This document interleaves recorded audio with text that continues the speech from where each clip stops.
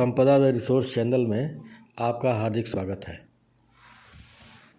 किसान भाइयों, इस समय हम एक बहुत महत्वपूर्ण विषय पर बात करने के लिए आपके सामने आ रहे हैं और वह यह है कि आजकल जो भी हमारे किसान भाई फसलें बोते हैं, चाहे वो अनाज वाली फसलें हों या सब्जियों की फसलें हों या फूलों की फसलें हों, जो भी हो, उसमें दवाओं का प्रयोग, जैसे ही कोई कीट बीमारी आती है तो दवाओं का अंधाधुंध प्रयोग शुरू कर देते हैं और यह ध्यान न देते हुए कि उनका आखिर कीड़ों पर जो असर होगा तो होगा ही हो, लेकिन उनका अन्य लोगों पर भी जो उसका उपभोग करेंगे उन पर भी काफ़ी असर होता है। अगर थोड़ी असावधानी कर दिया, अगर बच्चों ने किसी तरह उसको ग्रहण कर लिया तो उनके लिए भी जीवन और मृत्यु का वो विषय बन जाता है। तो इन सब विषयों पर कीटनाशकों का किस तरह सुरक्षित उपयोग किया जाए, उस पर चर्चा के लिए आज हमारे साथ हैं लखनऊ जिले के जिला कृषि रक्षा अधिकारी डॉक्टर विनय सिंह जी। विनय सिंह जी, आपका संपदा द रिसोर्स चैनल में हार्दिक स्वागत है। बहुत बहुत धन्यवाद। और आज हम आपसे जानना चाहेंगे कि पहले तो ये बताएं कि किस किस तरह के पेस्टिसाइड, खासतौर पे जो कीटनाशक होते हैं और फफूंदनाशक कौन कौन, पहले हमें ये बताइए कि बीमारियां कौन कौन सी होती हैं या कीड़े किस तरह जो है इनका वर्गीकरण कैसे किया जाए?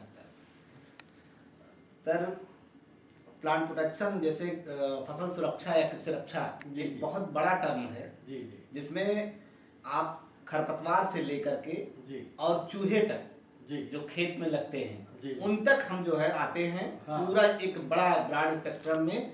तो सबसे पहले आपके लेवल पर आता है खरपतवार जी, दूसरे पर आते हैं कीट जी जो लगते हैं जी, तीसरे पर आता है फफूंद जी, बीमारियां हैं। अब बीमारियां सर एक तो फफूंद से हुई जी, दूसरे कुछ बीमारियां जो है मिनरल डेफिशिएंसी से हुई, जो हमारे पोषक तत्वों की कमी से हुई जी, ये बीमारी जी, जी। उसके बाद फिर जो है आप आते हैं कुछ निमेटोड्स लगते हैं। हाँ हाँ, जड़ों में और उसमें कुछ निमेटोड्स जैसे मस्टर्ड में लग जाता है। हाँ, मस्टर्ड्स में निमेटोड लग जाता है जी, जी। और कुछ बीमारियां होती हैं सर वायरस से जैसे लीफ कर्लिंग हुई, वेन क्लियरिंग हुई, धान में जो है ब्लास्ट हुआ, ये हो गया आपका बैक्टीरियल डिजीज हुआ। हाँ, कुछ बैक्टीरिया से। तो आप देख रहे हैं कि बीमारी में लंबी रेंज है, फंगस से हो रही है बीमारी आपकी मिनरल डेफिशिएंसी से हो रही है,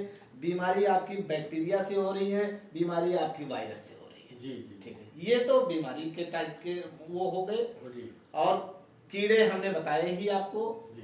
कीड़ों की मेन तरीके से दो कैटेगरी होती है, एक काटने वाले और एक चूसने वाले। यानी कि कीड़े जो है जिस तरह वो पौधों को नुकसान पहुंचाते हैं जी, खाते हैं या चूसते हैं जी, तो उनके मुख के आधार पर हाँ, उनके जो होते हैं उसके आधार पर चूसते हैं या काटते हैं वो सकिंग पेस्ट और जो चिविंग पेस्ट, तो उसके आधार पर पेस्टिसाइड का प्रयोग होता है। विनय जी, मैं ये जानना चाहता हूँ कि पेस्टिसाइड जो है वो कितने प्रकार, ये कीटनाशक खासतौर पे ये कितने प्रकार के हैं, क्योंकि इनका जो वाइड रेंज होता है कीड़ों को मारने का, तो ये कितने प्रकार के हैं? कुछ जो है किसी पे देखिए आप पेस्टिसाइड कीटनाशक देखिए तो उस पे कुछ जो है लाल रंग लगा होता है, किसी पे नीला है, किसी पे पीला है, किसी पे हरा है, तो ये आखिर ये चीजें हैं क्या? सर देखिए, आपको कोई भी पेस्टिसाइड खरीदने जाएंगे उसमें 4 में से कोई एक रंग मिलेगा। अच्छा, रंग या तो उस पे लाल होगा जी, या तो पीला होगा, या तो नीला होगा, या तो हरा होगा। हाँ, ये जो क्रम मैंने आपको बताया, लाल, पीला, नीला, हरा, ये विषाक्तता का घटता हुआ क्रम है। अच्छा, यानी सबसे ज्यादा विषाक्तता ठीक है लाल में, फिर उससे कम जो है पीले में, फिर नीले में, फिर हरे में। अब सर एक तो विषाक्तता, दूसरे ये जो लाल वाले हैं ये बायोडिग्रेडेबल अगर देखा जाए इनको, मतलब इनका कब डिटेरियोरेशन होता है तो इनका पीरियड थोड़ा सा लंबा होता है, इसलिए लाल को हम लोग अवॉइड करते हैं। हम शुरुआत हमेशा करते हैं हरे से, यानी जो सबसे कम विषाक्त हो और सबसे कम एब्जॉर्ब हो, वो रेजिडुअल इफेक्ट उसका कम से कम हो, सबसे कम हो, हम वहां से शुरुआत करें। यानी सबसे सुरक्षित जो है, सबसे सुरक्षित हरा है, उससे ना काम बने तो हम नीले चिन्ह वाले का, उससे ना काम बने तो हम फिर पीले पे आते हैं, और जब फाइनली ना काम बनता है तब हम आकर के जो है आते हैं लाल पे। और इन पे भी शुरू करने से पहले हम बायोपेस्टिसाइड जो हमारे ट्राइकोडर्मा, बिवेरिया बेसियाना है, नीम ऑयल है, एनपीवी है, इन सारे से हमारी शुरुआत यहीं से होनी चाहिए, बायो से। पहले जो है बायोपेस्टिसाइड का उपयोग करें, यदि उनसे ना हो तब जो है आप केमिकल पेस्टिसाइड की ओर। हाँ, लेकिन एक चीज मैं देख रहा हूँ कि और हमारे तो ये मैंगो बेल्ट है लखनऊ के आसपास या सहारनपुर में भी और इधर भी लोग जो है साइपरमेथ्रिन का प्रयोग जो है बहुत तेजी से करते हैं। यानी रामबाण दवा जो है वो उसको शुरू में ही प्रयोग कर देते हैं। ये कहाँ तक लोगों को ये बताने की आवश्यकता है कि इसका प्रयोग कब और कैसे किन स्थितियों में करें? सर देखिए, मैं एक छोटा सा उदाहरण आपको देता हूं। अगर आपको लूज मोशन हुआ, आपके पास एक दवा मेट्रोजिल है और दूसरी दवा नार्फ्लॉक्स टीजेड है या सिप्रोफ्लॉक्सिन है। हम जो भी बेहतर जानकार हैं वो आपको पहले रेकमेंड जो है मेट्रोजिल की करेंगे। डोज आपका हल्का हो, वहां से हम शुरुआत करते हैं। इसी सोच को फलीभूत करते हुए सरकार ने अब जो भी लाइसेंस देना शुरू किया है, सब जो है कृषि स्नातक या विज्ञान स्नातक लोगों को देना शुरू किया, ताकि वो जानकार हों और वो बताएं कि शुरुआत जो है हमें कम उससे करनी चाहिए, फिर धीरे धीरे हम ब्रॉड स्पेक्ट्रम की तरफ बढ़ें। और किसी भी चीज के लिए मैं कहूँगा साइपरमेथ्रिन सिंथेटिक है, उससे हम किसी चीज की शुरुआत नहीं कर सकते।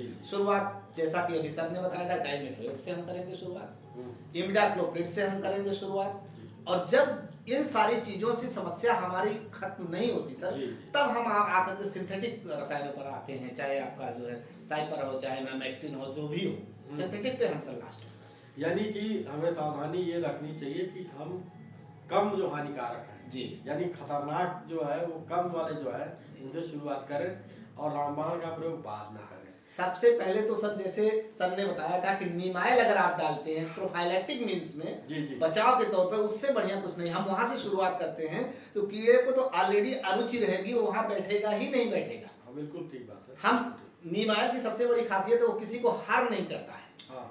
ना तो पॉलिनेशन में भी मधुमक्खी, आप उस पे आम पे डालिए और मधुमक्खी तब भी उस पर बैठेगी, नीम ऑयल होने के बाद भी बैठेगी। लेकिन अगर कोई और इंसेक्टिसाइड आप डाल देंगे तो वहां नहीं बैठेगी। तो इसलिए सबसे पहली शुरुआत अगर इंसेक्टिसाइड के लेवल पर तो हम तो नीम ऑयल की करते हैं कि जो रिपेलेंट है, उसके बाद फिर हम डाइमेथोएट और इससे हल्के से शुरुआत करते हैं। अच्छा ये बताइए कि अगर जो है मान लीजिए किसी ने कीटनाशक जो है जो जहर वाले हैं उनको किसी ने अगर प्रयोग असावधानी बस उपयोग कर दिया। अभी जो है शामली में पता चला कि एक महिला ने जो है वो भूल से 3 बच्चों को पिला दिया कीटनाशक, दवा के स्थान पे कीटनाशक पिला दिया, उनकी डेथ हो गई। तो अगर असावधानी बस अगर कोई कंज्यूम कर ले तो उसमें क्या करना चाहिए? इमीडिएट क्या सर? इमीडिएट तो पहले हम उसको एन प्रकार ये कोशिश करते हैं वॉमिटिंग हो जाए, उल्टी हो जाए, गर्म पानी पिला के या जैसे भी करके पहली कोशिश की हम उसको वॉमिटिंग करवा दें उल्टी अपने लेवल पर। और जो भी दवा हमने इस्तेमाल की हुई है, जो भी वो है, उस पे उसका एंटीडोट लिखा होता है। प्रत्येक रसायन का एंटीडोट उस पे लिखा होता है, जिसका एंटीडोट होता है, जो दवा है उसके पैकेट पर एंटीडोट लिखा होता है। और हम जैसे ही उल्टी करवाने की पोजीशन में आते हैं और तत्काल हम इस प्राथमिक चिकित्सालय पर नजदीक में कहीं लेकर के जाते हैं और उस रैपर के साथ हम जाएंगे। क्योंकि वहाँ जो वो डॉक्टर है उसको ये नहीं पता होगा कि इसका एंटीडोट क्या है। और जब उसको लेकर के जाएंगे तो उसी के हिसाब से वो एंटीडोट उसमें तय होता है और फिर आप ट्रीट करते हैं। तो दर्शकों, आपने देखा कि जो हमारे विभिन्न फसलों के लिए और जो कीड़े बीमारियां लगती हैं उनमें जो दवाओं का प्रयोग होता है, उन दवाओं के प्रयोग में सावधानियां बहुत ज़रूरी हैं। और अभी मैं क्या कुछ और भी अभी सावधानियां बहुत हैं सर। जी दवाओं के छिड़काव में अभी बहुत सावधानियां हैं। पीपीओ साहब, हमें आप ये बताएं कि जो विभिन्न बीमारियां होती हैं, कीड़े लगते हैं, तो इनमें जो पेस्टिसाइड का प्रयोग किया जाता है, इनमें क्या किन सावधानियों को अपनाने की बरतने की आवश्यकता है और किस तरह जो है सुरक्षित रूप से इनका जो है नियंत्रण हो सके और हमें क्षति भी ना पहुंचे? सर जी, अब सर जब हम कोई भी पैकेट लाएं, पहली बात तो जब हम पैकेट को काटते हैं और खोलते हैं तो बढ़िया से हम उसको मिलाने के बाद उस पैकेट को, उस रैपर को हम कहीं जो है मिट्टी में दबा दें या हम उसको जला देते हैं। एक चीज, ताकि बच्चों की पहुंच से वो दूर रहे, इधर उधर फेंके ना जी।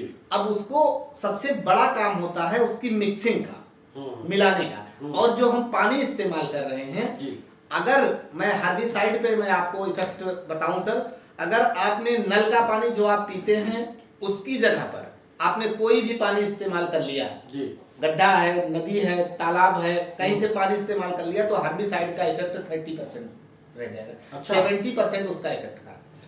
अच्छा, हाँ। तो ये जो है एकदम साफ पानी का हम इस्तेमाल करें और घोलते समय, ठीक है, किसी हम उसके मेटल के डंडे से हम उसको ना हिलाएं, वो करें ना हिलाएं, लकड़ी, हाँ लकड़ी से यार हिलाएं, और या तो उसी प्रेशर से पानी जो है उसी में डाल करके करेंगे, उसी फुहारे से, तो वो आपस में मिक्स हो जाएगा। तो पहली चीज तो यह है कि साफ पानी का प्रयोग करें जी दवा के घोल बनाने में जी, और लकड़ी के डंडे से जो है जी, लकड़ी के डंडे से। अब बात सर यहाँ है उसकी आगे दूसरी, अब हम समय चुनते हैं कि हमें छिड़काव कब करना है जी।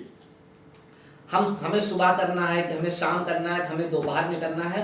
अब ये इस चीज पर निर्भर करता है, जैसे सर आपका मुंह बंद हो और मैं आपके मुंह पे 10 लीटर पानी डाल दूं, तब भी आपके अंदर एक भी बूंद नहीं जाएगा जी, बिल्कुल ठीक। तो इस चीज को हमें तय करना है कि हम जब दिन में जब स्टोमेटा खुले हों और टेम्परेचर बहुत ज्यादा ना हो सर, टेम्परेचर माइल्ड हो, तो गर्मी के दिन में शाम के समय बिल्कुल, और ठंडी के दिन में दोपहर के समय, ये हमारे सर छिड़काव का ये समय होना चाहिए बिल्कुल ठीक सर।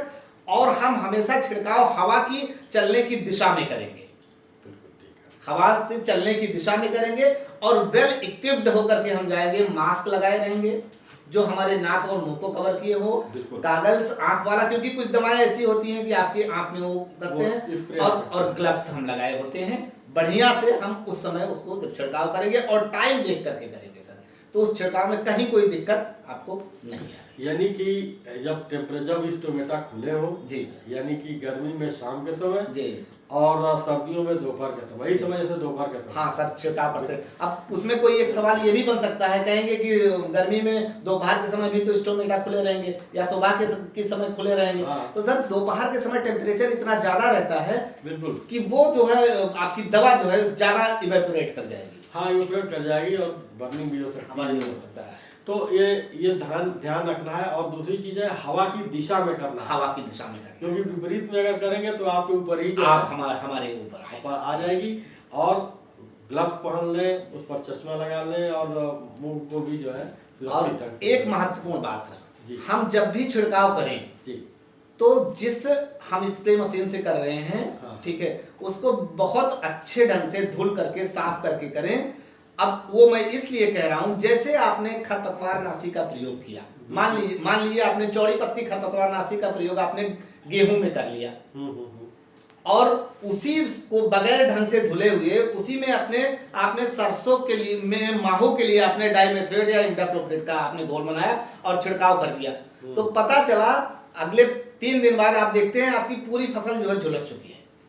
तो ये दबाव जो है आ जाता है कि भाई या तो दवा खराब है, या कंपनी ने बनाया, या तो दवा दुकानदार ने मिक्स किया। लेकिन उसमें क्या है सर, उसका रेजिडुअल इफेक्ट जो वो बचा हुआ है, हर्बिसाइड बचा हुआ है, उसमें लगा हुआ है, उसका प्रभाव जाके आपके जो है उस पे पड़ेगा। यानी कि हर बार दवा का प्रयोग करने के बाद जी मशीन को बहुत साफ ढंग से जो है धो लें और उसको सुखा करके तब जो है दूसरी दवा का प्रयोग करें।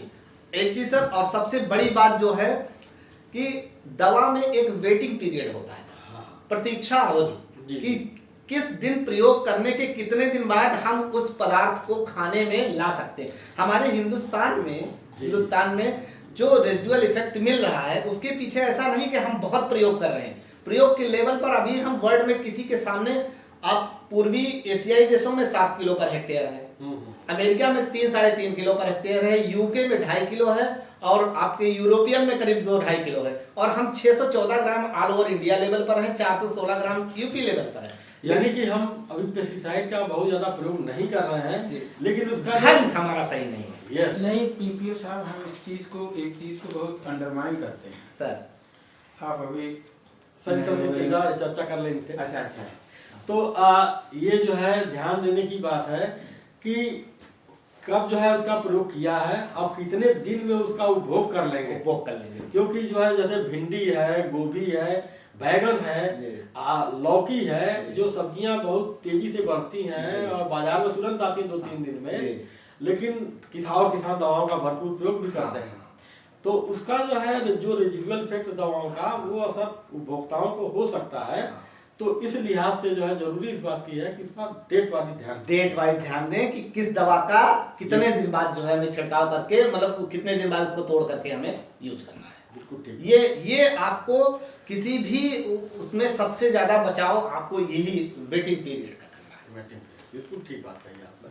तो मुझे लगता है कि पीपीओ साहब आपने जो है जो महत्वपूर्ण सावधानियों के बिंदु हैं दवाओं के प्रयोग में, इनके बारे में डिटेल में चर्चा कर दी है और हमारे सामान्य दर्शकों के लिए भी और किसानों के लिए भी ये अत्यंत महत्वपूर्ण है। किसान भाइयों से हमारा अनुरोध है कि आप हमारे इस चैनल को लाइक करें, सब्सक्राइब करें और शेयर भी करें, ताकि अधिक से अधिक दर्शक इसको देख सकें और अपनी फसलों को और अपने जो उत्पादन हैं उनको जो है सुरक्षित ढंग से उनका उत्पादन वो करें, जो उनके लिए भी लाभकारी हो, उपभोक्ताओं के लिए लाभकारी हो और हम सबके समाज के लिए जो है कल्याणकारी हो। आपका पीपीओ साहब बहुत बहुत धन्यवाद।